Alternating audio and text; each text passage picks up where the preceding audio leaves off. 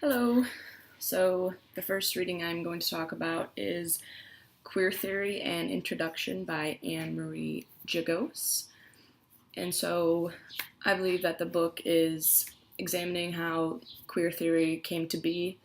It alludes to various historical influences that have produced or yielded queer theory, the movements such as like homophile movement, the gay liberation, lesbian feminism, and things of that nature. So there isn't really a universal definition for the word queer. So queer theory makes you or encourages one to think of identity, sexuality, and gender in a different light than we have been socially constructed to originally think of them in. So it negates beliefs of like heterosexual desires, so binary gender system, a man and a woman, in a binary sex system, a male and a female. So it takes heteronormativity, which is like everything that we have came to think is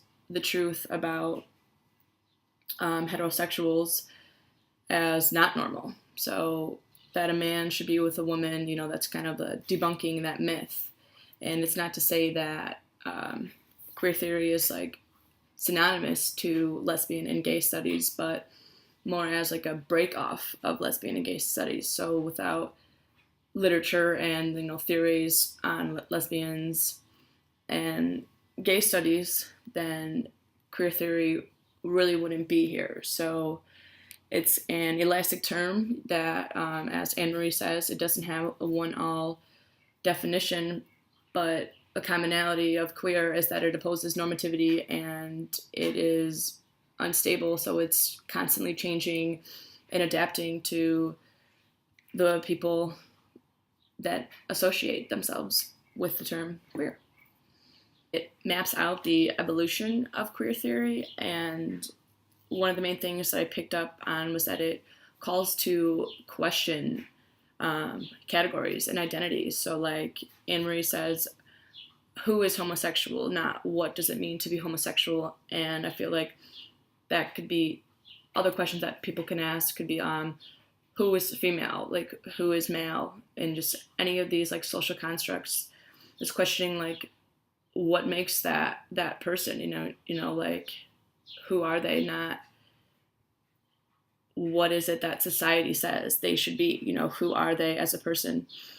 And queer identity is one way to, for people to affiliate themselves with something larger than the social constructs of, of like male and woman, and, gender heteronormativity notions. So queer seems to be an effect, or queer is not the effect, queer yields, I guess you could say, the heterosexuality. So as in saying that heterosexuality is an effect of queer, it is the effect of like the dominant socio-cultural and sexual forms that we all have come to know. So I think that is a very important takeaway, questioning identities in the sense that they are socially constructed improperly and wrongly.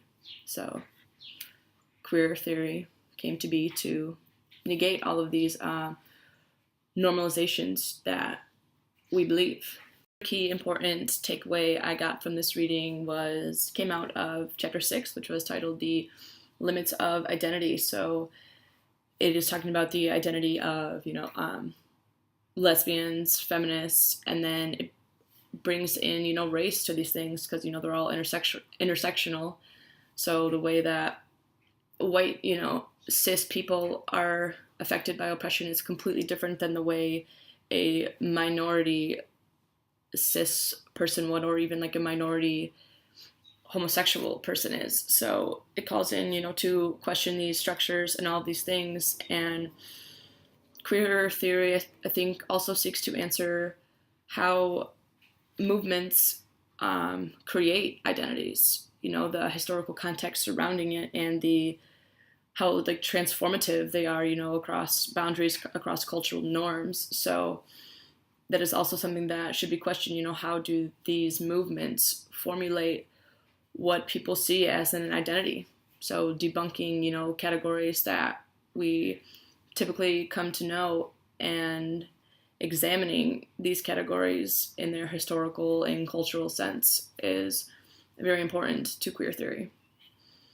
A quote that I would like to discuss came from Chapter 7, which is titled Queer, and it states that although there is no agreement on the exact definition of queer, the interdependent spheres of activism and theory that constitute its necessary context have undergone various shifts.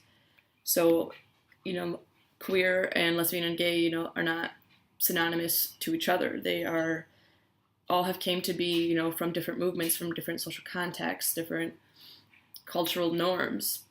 And so when we are thinking of queer, we must, think of it as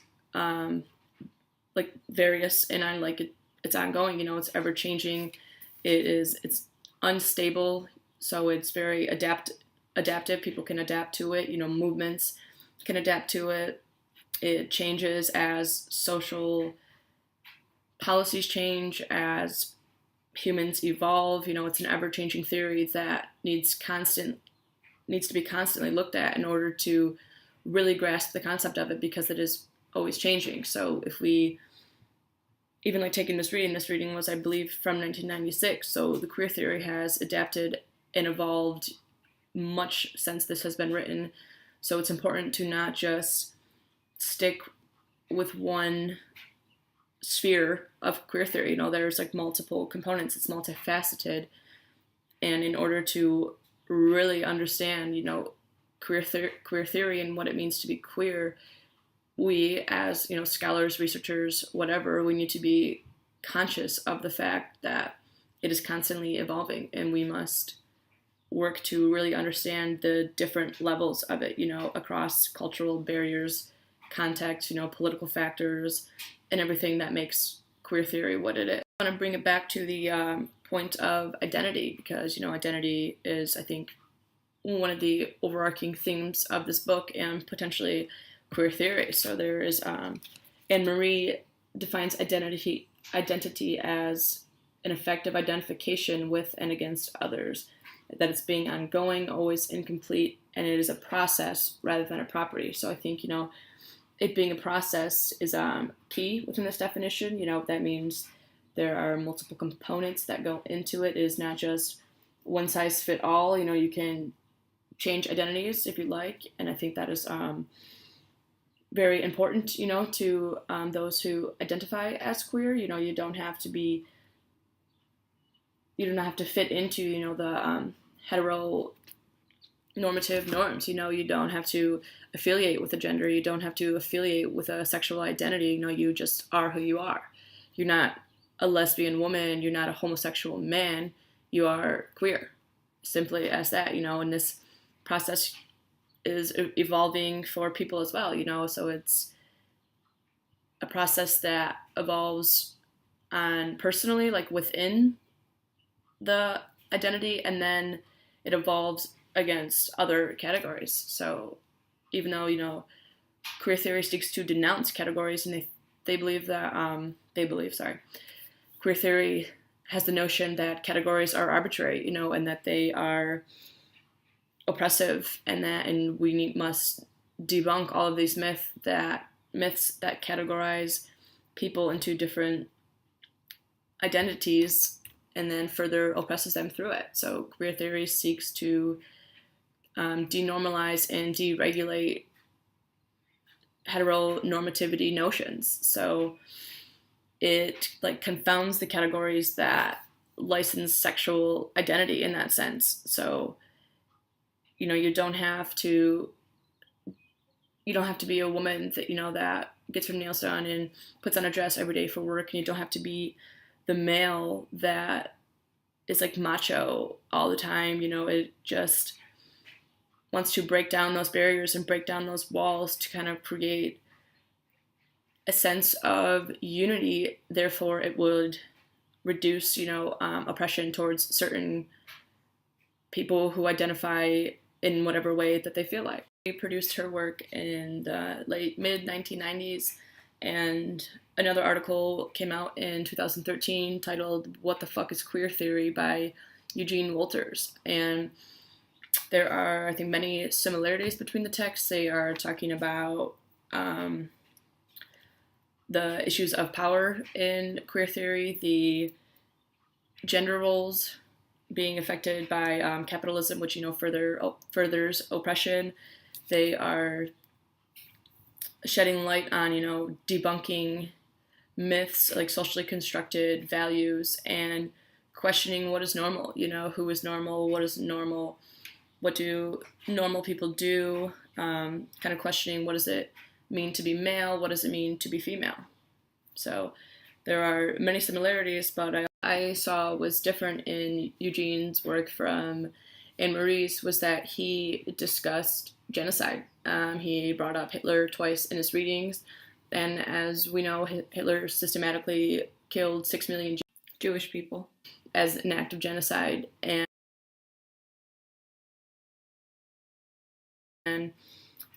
it makes me think of oppression. Is like oppression like genocide, unlabeled genocide? Like oppression kills people, forcing, like, marginalizing groups of people, and like with marginalizing like homosexuals, and then further if we have like minority homosexuals, or we have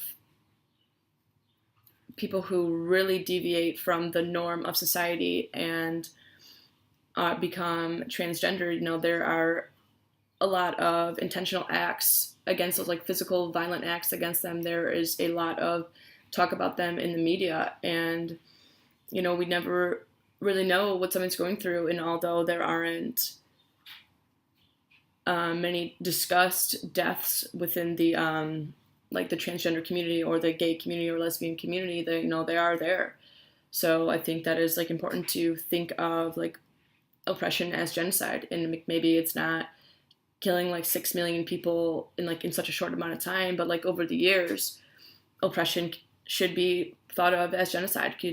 It does kill, and maybe if it doesn't kill, it really, really like immobilizes groups to the point, where they can't do anything, or they feel that they can't do anything. And if they have like no power or no say in anything, then what is that really living? Another quote that really struck me in Eugene's work was him saying, "So that bro in the Ed Hardy shirt chugging a can of Four Loko after a long day of anabolic, steroid-fueled iron pumping isn't just a raging douche monster. He's also performing a very specific and historically defined notion of masculinity, gender, and sexuality that are entangled in a complete matrix of power." And Annamarie also alludes to the power imbalances within queer theory, and I think that is important to look at. So when people are performing these or like acting on these socially constructed narratives, such as wearing a dress, getting your nails done, or like being macho, like I previously said, they are giving in. That is the production of power. They are giving in to the cultural norms, and they are abiding by things that society has taught them that they should do. So by giving in to this matrix of power, they are further going away from what queer theory seeks to do, which is, debunk, demoralize, destabilize all of these heteronormative values in order to give way to a new way of looking at gender, sexuality, and identity. So I think that is also very key, the matrix of power and how power plays into these situations. So Eugene has coined a term that kind of defines what it means to break down heteronormative values, which he termed genderfuck. So it's used as like a political strategy in order to like break down the barriers of these norms. So this can be done through like sex, cross-dressing, drag performance, or like any form of really kind of like bending the socially constructed norm of gender. And he goes on to talk about how queer theory can be thought of as like Neo from The Matrix. And if you haven't seen The Matrix, Neo was taught that everything is a lie, and that what you have in your head isn't necessarily like the truth, your thoughts on things and how you form your beliefs, so that these thoughts can be, diverted, or they can be bent in ways that are more accepting of the actual reality, and especially other people's realities, which can be far different from our own realities. So it's kind of saying like there is no gender, there is no male, there is no female. Like, those myths can be debunked, but you just have to be the one to think about it. You have to take your own time and effort out to really consider this and kind of rewire your brain into understanding other people's realities. What was interesting from this reading was that, queer theory seeks to destabilize norms, and so those who identify as queer should be acting and learning and producing information in a way that debunks these norms. However, within the queer community itself, it doesn't always happen. So, homosexual men who are, like flamboyant, or, like dress very feminine, or, talk in a really, really high-pitched voice, have been, labeled fairies. And women that participate in BDSM, which is, I guess you could say, like a violent sexual life, are considered women that hate other women, because it goes directly against the women's non-oppression, so it goes to further put someone in this position to harm them, to demoralize them, or whatnot, what have you. That means you dislike them. But, it's just interesting, because if you're having sex with this woman, woman to woman, essentially you like this person and you guys enjoy what you're doing. However, people within the community have labeled them as like women haters. So it goes to show that it's very challenging, to really adopt a queer theory and live it out to its full potential, because there are other, there's labels come with notions that, with these notions like BDSM, meaning that you hate women. So we can think of queer theory as something that's constantly breaking down social norms and institutions. So therefore the literature is constantly being updated, or should be updated, to reflect, the destruction of these like norms, and how these norms and how the destruction of these norms constantly mean that queer theory is also changing its identity, which was another factor that I pulled out of Annamarie's work. So this brings me to my next reading, which is the Thinking Sex, Notes for a Radical Theory of the Politics of Reality, which was produced by Gayle Rubin, whom is a queer theorist herself. So it really touches on sex as, like, focuses on like how Western cultures perceives sex, and it details how sex is political. It has become political through legislation, such as like the Gay Act in Florida in 1977. There is like female genital mutilation, happening in America. Prostitution is illegal in some states, but legal in others. And a key takeaway from me in this reading was that all of these values tie back to religion. So religion kind of has, in my opinion, been destroying America for longer than people perceive, or can even comprehend. For someone who is religious, that is probably very offensive, and it would be very difficult for them to kind of like fathom that concept, and how religion directly, ties into sexual oppression and, just oppression in general. So sex is kind of thought of as sinful. And, if you're a devout Catholic, having sex out of wedlock is, the ultimate sin. And a lot of times, families will ostracize you, simply for this, for your sexual act. So it was very interesting to me to read about how she portrayed religion and how it relates to sexuality, being political.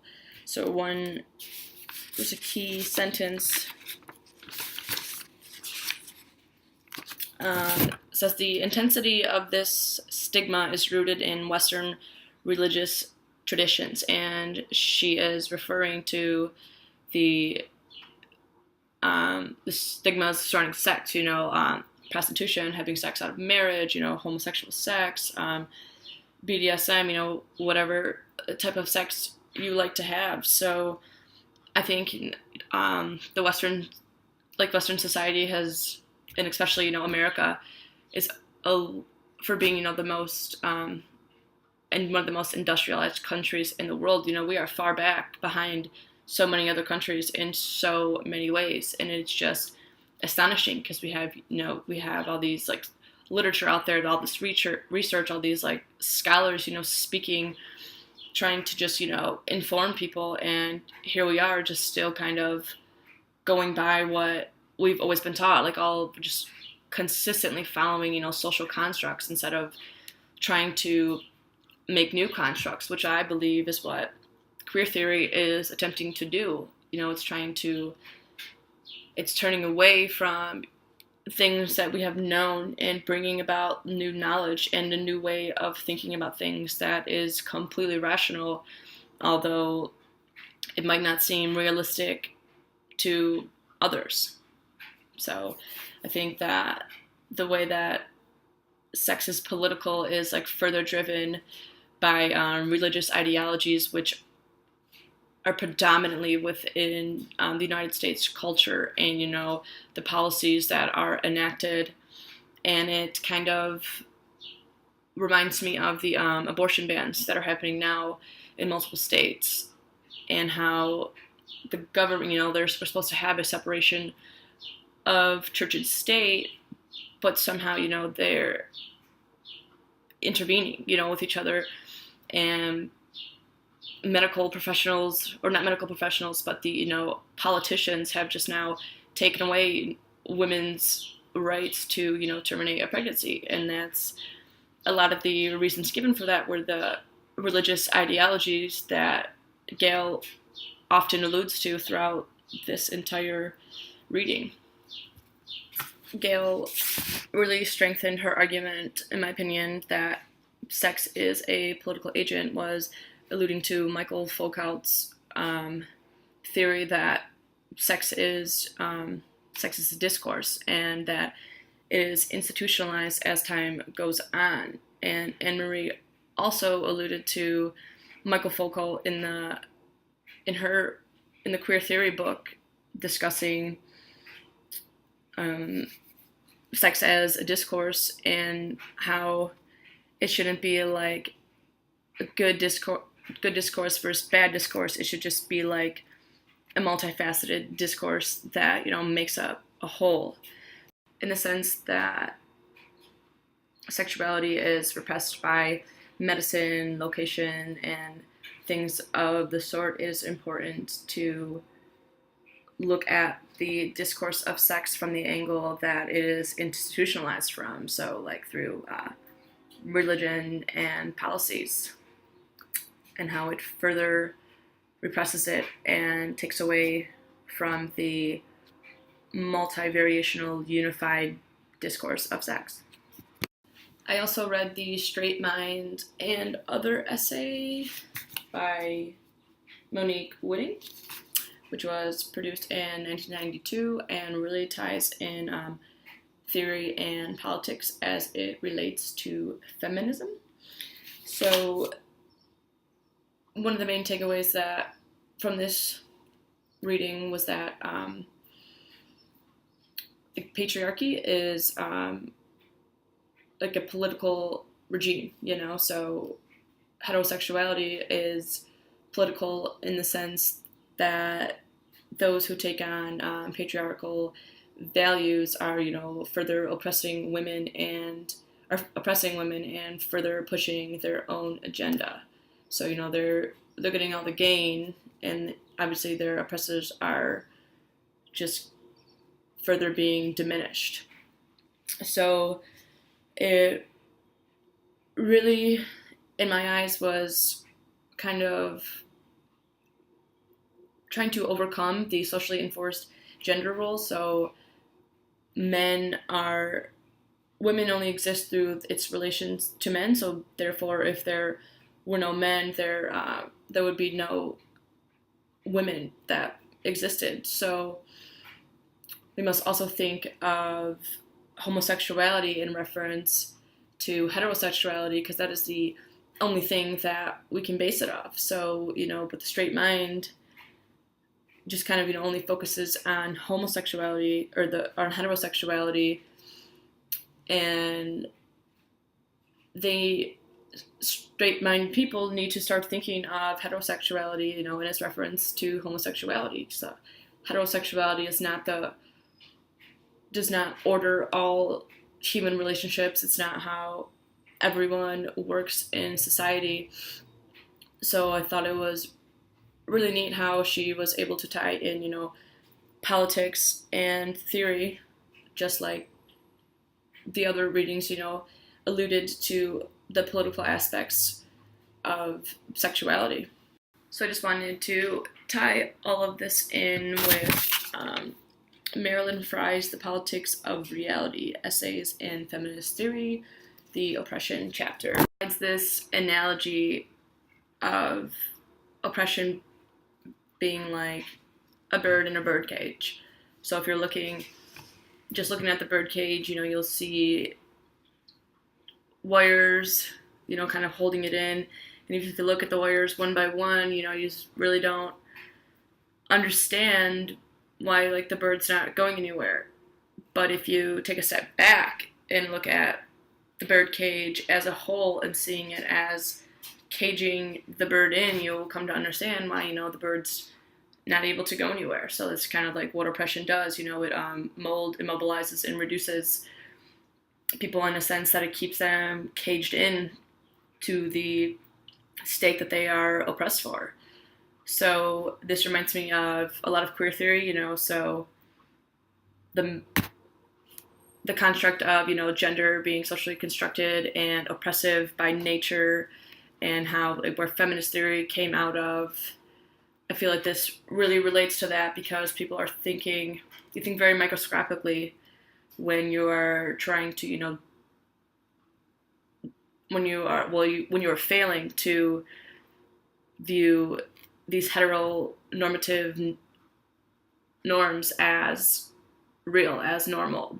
But when you take a step back and look at it macroscopically, you come to understand that a lot of these categories and these socially constructed roles are arbitrary. They are oppressive, they are demeaning, devaluing, and although you might not take on these roles, you still should understand what they mean to others in society, even if you don't necessarily affiliate with that type of identity. So this, to be caged in, to be immobilized, comes out of others' ignorance or lack of motivation to really look at the bigger picture, or as things as a whole. They just have like one-track mind, narrow-minded.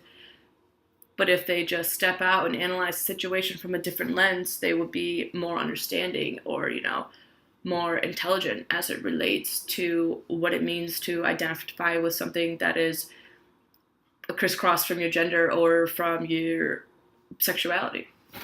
So I think the birdcage is a really, really great way to provide an example of what oppression looks like. And I think that queer theory definitely has some components of, to be caged in this birdcage and immobilized.